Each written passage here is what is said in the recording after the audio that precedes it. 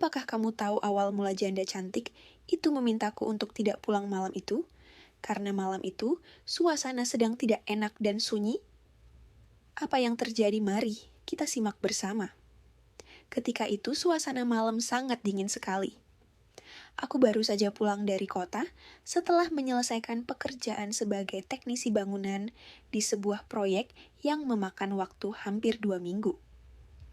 Motor tuaku mulai kehilangan tenaga ketika memasuki jalan berbatu menuju kampung. Dalam keadaan bingung mencari tempat berteduh, aku melihat sebuah rumah sederhana dengan lampu teras yang masih menyala.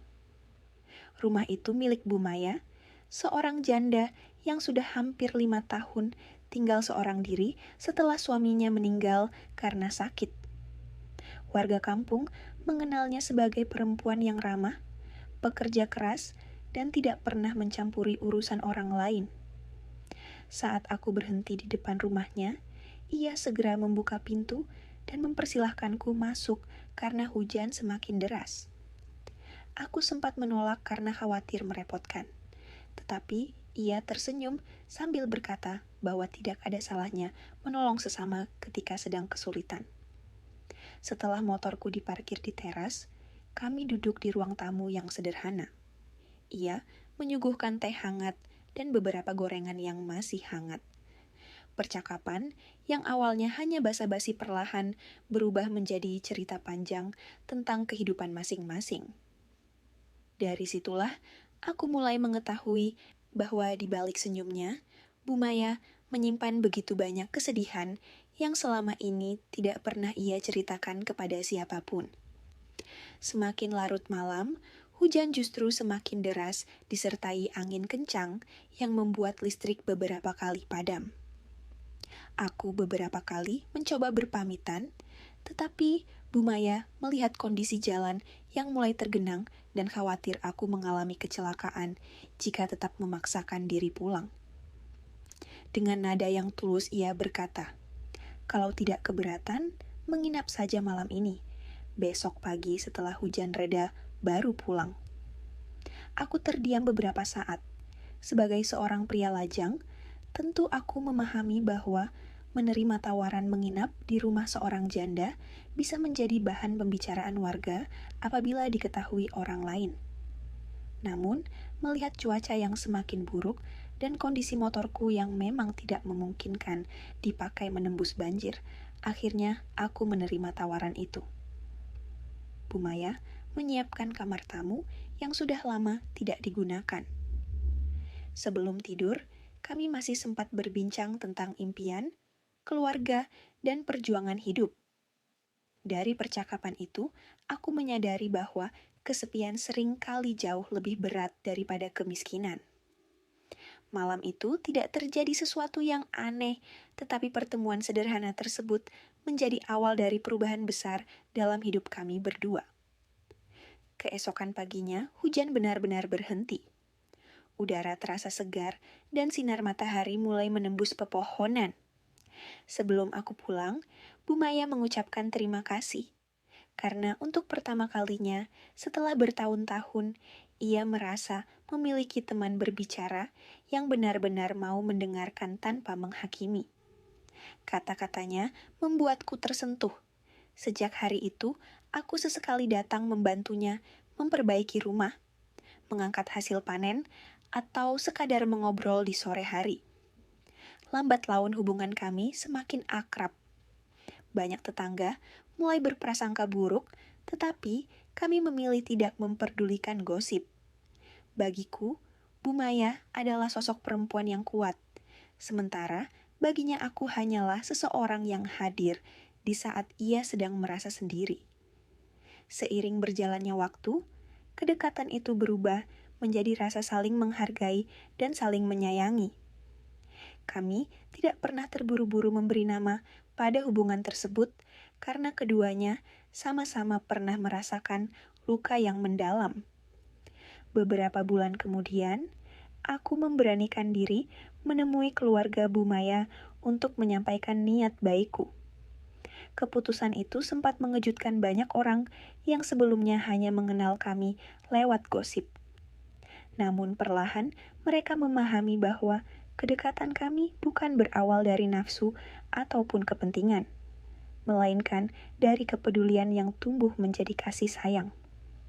Malam ketika Bu Maya memintaku tinggal ternyata bukanlah awal dari sebuah skandal, melainkan awal dari sebuah keluarga baru yang dibangun di atas kejujuran, rasa hormat, dan saling percaya.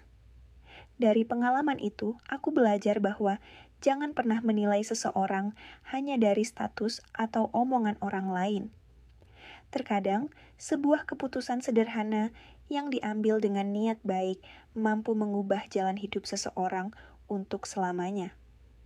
Dan hingga hari ini, setiap kali hujan turun dengan deras, kami selalu mengenang malam itu sebagai awal dari kisah yang membawa kebahagiaan bagi kami berdua. Malam itu, aku sama sekali tidak bisa memejamkan mata. Bukan karena kamar tamu yang kurang nyaman, melainkan karena kata-kata Bu Maya sebelum kami berpisah menuju kamar masing-masing terus terngiang di kepalaku.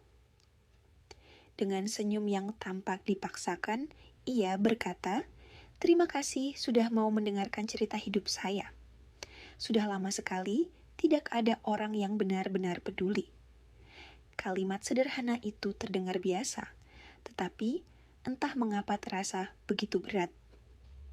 Aku mulai membayangkan bagaimana kehidupan seorang perempuan yang harus menghadapi semuanya sendirian selama bertahun-tahun. Sejak suaminya meninggal, ia mengurus kebun kecil, membayar kebutuhan rumah, memperbaiki genting yang bocor, bahkan mengangkat karung hasil panen tanpa bantuan siapapun. Di mata warga, ia terlihat tegar. Namun, malam itu aku melihat sisi lain yang selama ini tersembunyi. Ada kesepian yang tidak pernah ia tunjukkan kepada siapapun. Hujan yang masih mengguyur di luar, seolah menjadi irama yang mengiringi pikiranku.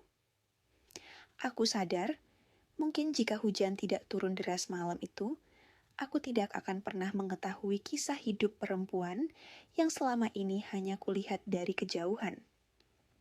Aku akhirnya tertidur menjelang subuh dengan satu pertanyaan yang terus berputar di benakku.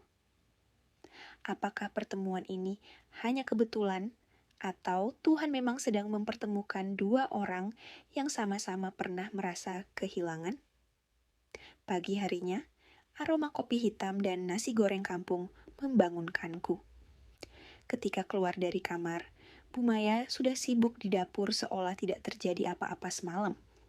Senyumnya kembali seperti biasa, hangat dan menenangkan. Kami sarapan sambil mengobrol ringan, lalu aku membantu memperbaiki talang air yang rusak akibat hujan semalam. Awalnya, aku hanya berniat membantu sebentar sebelum pulang. Tetapi ternyata masih banyak bagian rumah yang sudah lapuk dimakan usia. Tanpa diminta, aku mengambil peralatan dari motorku dan mulai memperbaiki satu persatu. Bu Maya beberapa kali melarang karena khawatir aku kelelahan, tetapi aku justru merasa senang bisa membantu. Menjelang siang, seorang tetangga datang meminjam cangkul. Tatapannya sempat berhenti ke arahku dengan ekspresi heran. Aku tahu, sejak saat itu gosip pasti mulai beredar.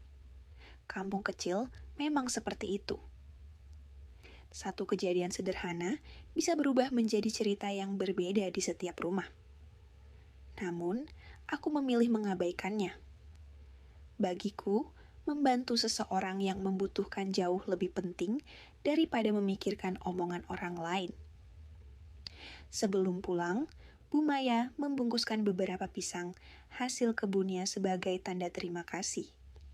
Aku sempat menolak, tetapi ia berkata bahwa pemberian itu bukan karena merasa berutang budi, melainkan karena sudah menganggapku sebagai teman.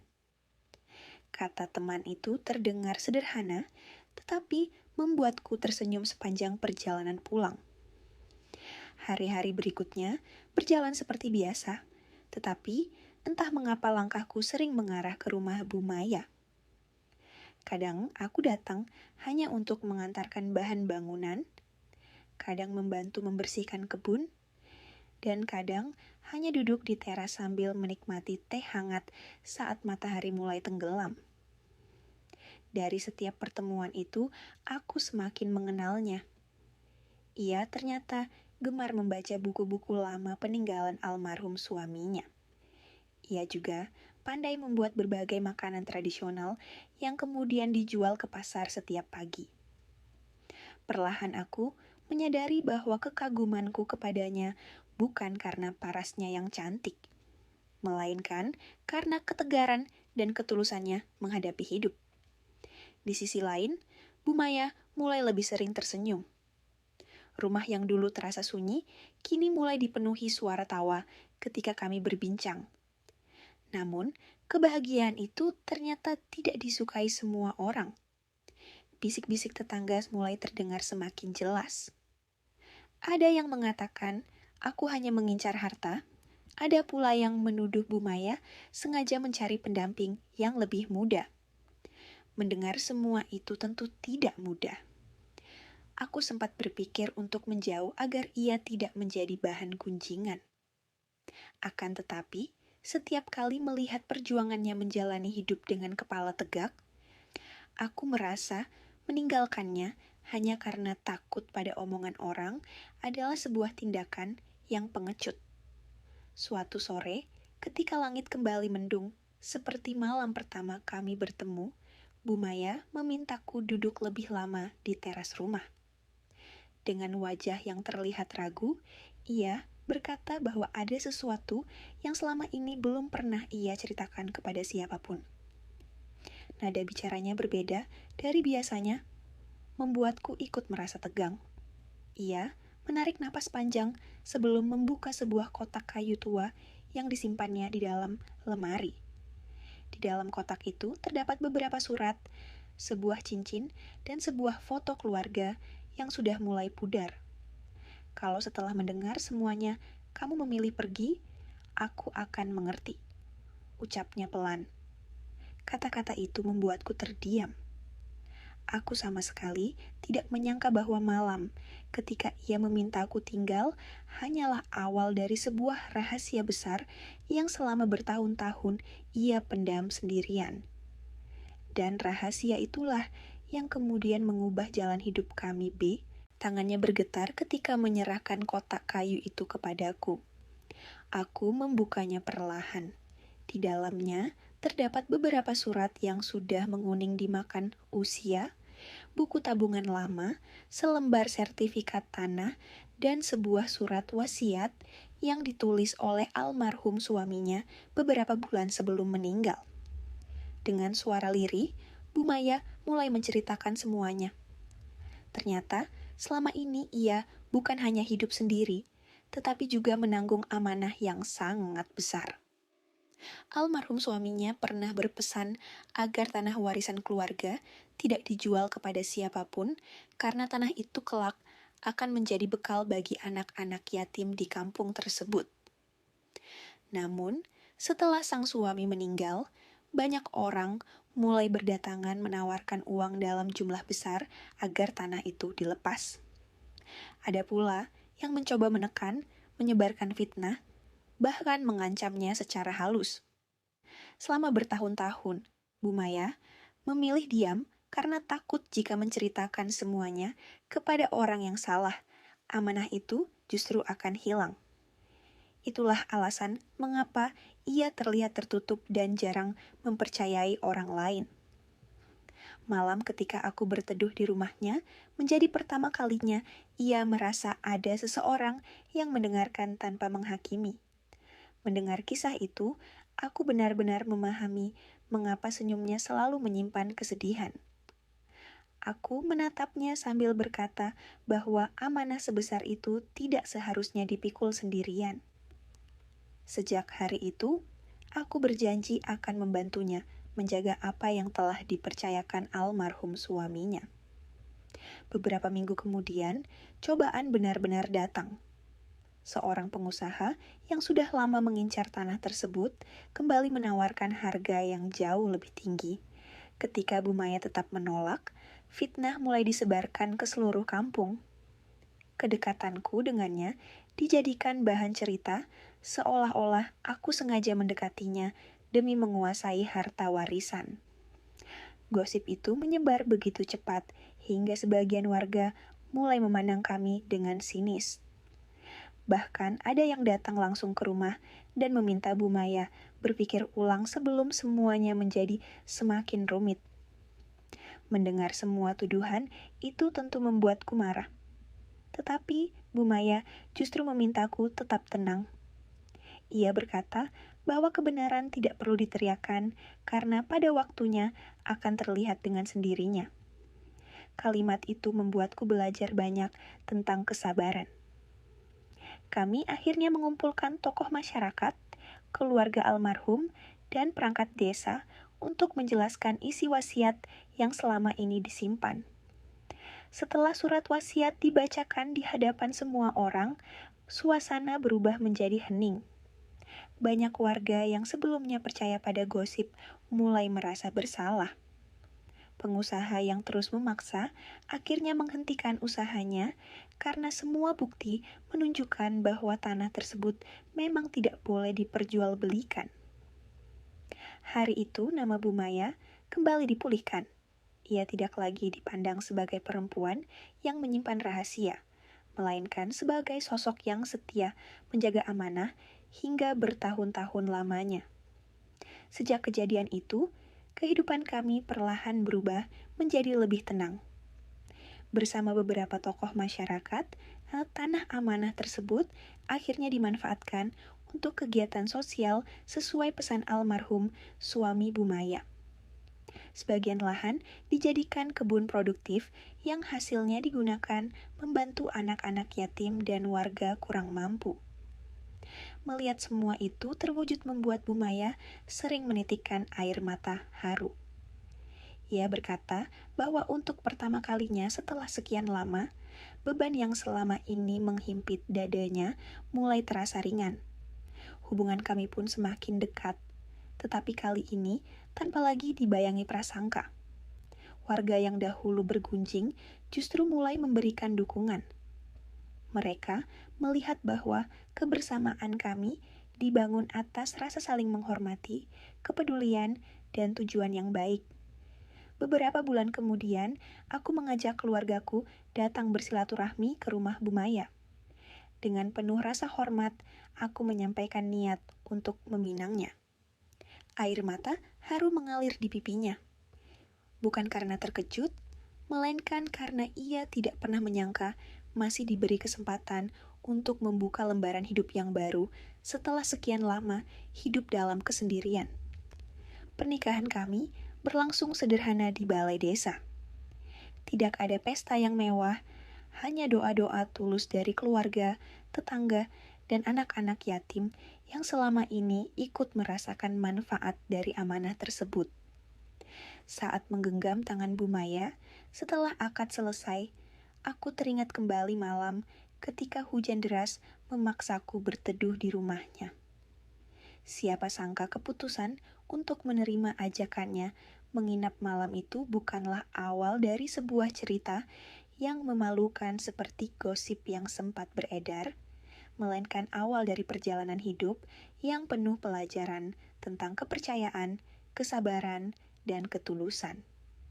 Kini, setiap kali hujan turun membasahi halaman rumah kami selalu tersenyum mengenang malam pertama itu.